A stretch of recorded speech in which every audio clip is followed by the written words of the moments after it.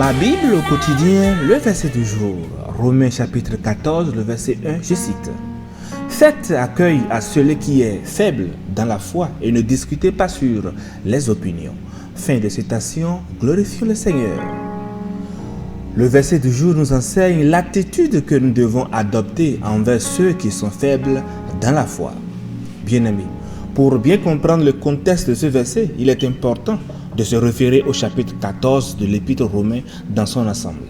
Ce chapitre aborde la question des différences d'opinion et de pratiques parmi les croyants. À l'époque, bien-aimés, les chrétiens à Rome venaient de divers horizons culturels et religieux, ce qui créait des divergences dans leurs convictions et leurs pratiques. Paul exhorta ainsi les croyants à ne pas juger ou mépriser ceux qui ont des opinions différentes sur des questions non essentielles à la foi. Il souligne que chacun est responsable devant Dieu et que c'est à lui seul de juger ses serviteurs. Paul insiste sur l'importance de l'unité et de l'amour mutuel au sein de la communauté chrétienne. Chers amis, dans le verset du jour, nous soulignons les mots-clés comme « accueillir ». Cela souligne l'appel à recevoir les autres croyants indépendamment de leurs différences. Nous voyons également « faible dans la foi » qui fait référence à ceux qui ont des convictions plus restrictives ou des doutes concernant certains aspects de la vie chrétienne. Une autre expression du verset du jour est « ne doutez pas sur les opinions ». Paul exhorte ainsi les croyants à éviter les débats infructueux et les querelles au sujet des convictions personnelles. L'apôtre Paul exhorte tous les croyants plus forts à recevoir les croyants plus faibles sans discuter ou critiquer leurs opinions.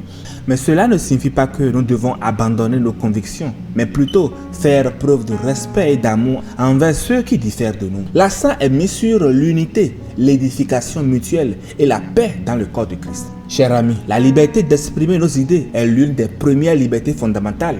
Dans le livre de la Genèse, nous trouvons une parole prophétique prononcée par l'un des fils de Jacob. Nephtali est une biche en liberté.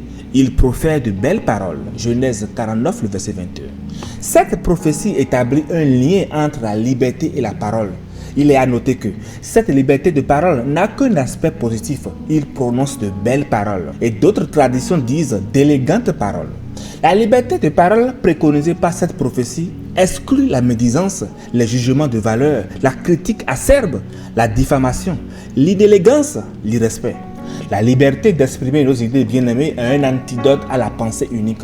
C'est parce que l'apôtre Paul préconisait cette liberté qu'il a écrit ce texte. L'une des raisons de l'existence de nombreuses dénominations aujourd'hui, c'est cette intolérance vis-à-vis des opinions.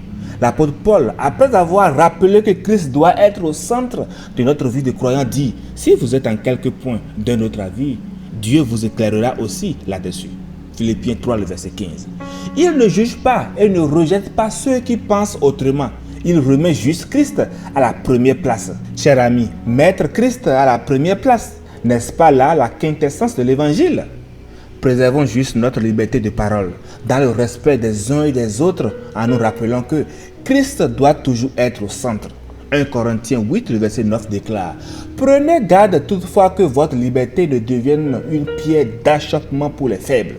Gardez-vous de critiquer, rejeter, bannir ceux qui expriment des opinions différentes des vôtres.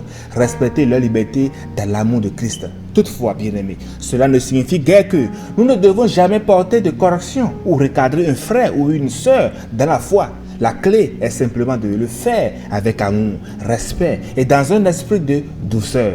Nous devons éviter le jugement et l'attitude arrogante, mais plutôt chercher à aider nos frères et sœurs à grandir dans leur foi et à s'aligner sur la volonté de Dieu. Il est aussi important d'aborder ces situations avec humilité, en reconnaissant que nous aussi, nous avons besoin de correction et d'enseignement. Chers frères, chers sœurs, nos différences importent peu. Seule notre foi compte pour Dieu. Bonne méditation et lumière de Christ sur tous. Alléluia chez vous. Esprit de Dieu souffle. Esprit de Dieu souffle.